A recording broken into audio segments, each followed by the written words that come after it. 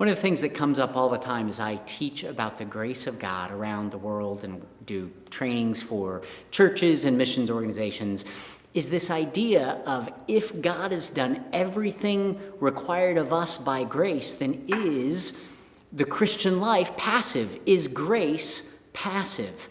And the reality is people discover that all the reasons that maybe in our lives we've done very religious things, we've tried to read more scripture and pray more often and do more good works and hope that God will do something for us. When we discover that's not how God works in our life, that it's all by grace and not by our own performance, then we start to wonder, well, then do I just do nothing? Do I not have to do any of those things? What is it that I'm supposed to be doing? Is grace, is the Christian life, is the new covenant really calling us to be passive?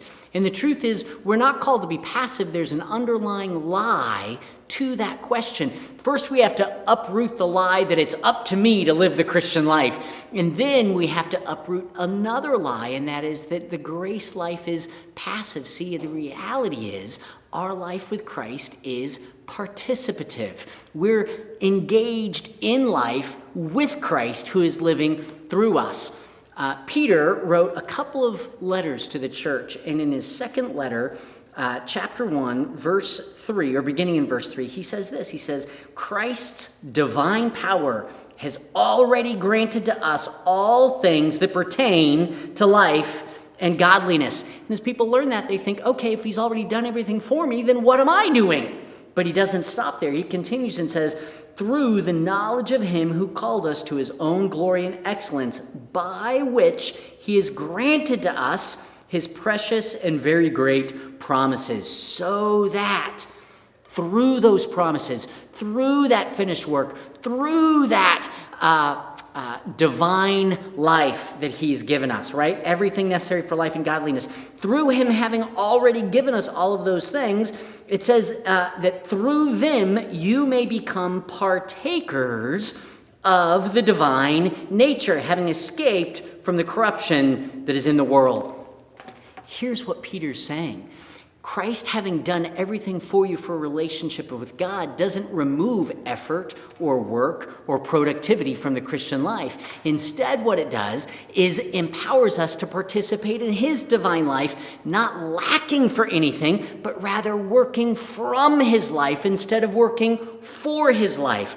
We're living from the finished work of Christ, not trying to finish the work of Christ. Think about it this way. The divine life that we participate in with Christ is not one in which effort or work are the opposite of grace. We think, well, if it's by grace, then I don't do any work. Or if it's by grace, I make no effort. No, effort is not the opposite of grace. Work is not the opposite of grace. The opposite of grace is merit.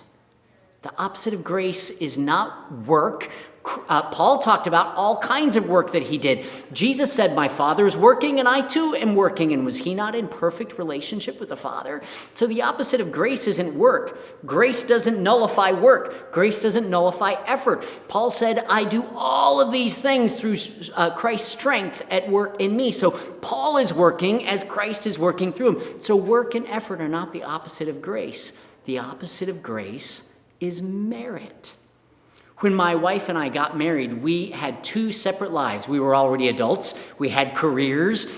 We had family. We were fairly independent of any other people on the planet. We were dependent upon God, but independent of anyone else. We had very independent lives. But when we got married, God started to do something in our life. He took what was two independently lived lives, and he formed one life in that marriage. So the life that I'm living now is on her behalf, and the life that she's living now is on my behalf. We're actually participating in one life together. It's never just Stasa, and it's never just Mike. Instead, what was just me is now sort of a we, right? It's no longer just me in my relationship with God. Now it's Christ in me. It's this participative work.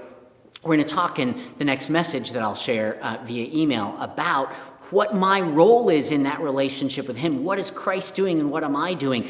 But don't mistake for a second the grace of God to mean that there's no work in the Christian life. Instead, as he's working through me, I'm participating in the work that he's choosing to do. The rest that I have is not rest from any effort. It's rest from having to merit or cause what only Christ can do in and through me.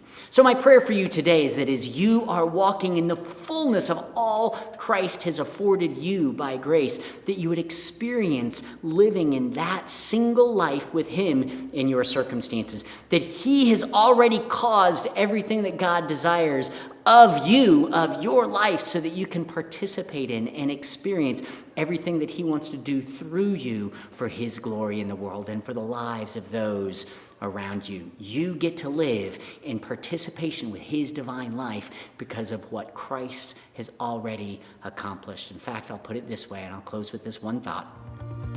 Only by grace can you enjoy every single day what only Christ can merit on your behalf. The pleasure of God, the righteousness of God, the union with God that only Christ can merit.